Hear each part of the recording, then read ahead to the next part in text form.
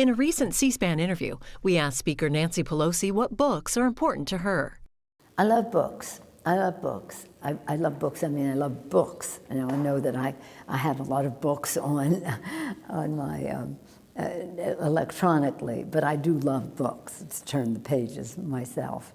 And one book that I've been talking about lately, I read it a long time ago, but I was, a year ago or so, but I was rereading it because at the Library of Congress, they had a session with David Rubenstein and Walter Isaacson, who wrote the book about Leonardo da Vinci. So they gave me a chance to ask a question, and so I told them this story.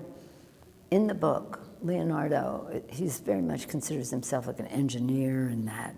In fact, he wrote a letter to the leader of Milan asking for a job and described his engineering skills and how he could do all these things that would be useful to the leader, especially in terms of any conflict, etc.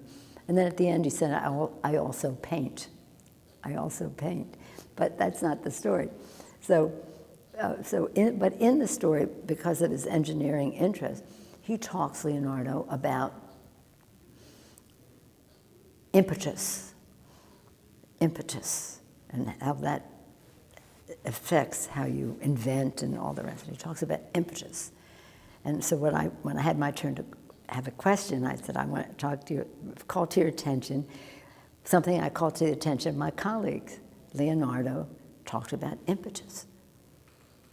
And then you might get friction, which is a waste of energy. So you've got to deal with that so you continue your impetus.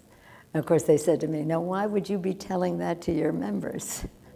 Impetus, we don't want any friction, we'll deal with it, but we don't waste energy. We don't underutilize any resources, including the impetus we may have to make the future better.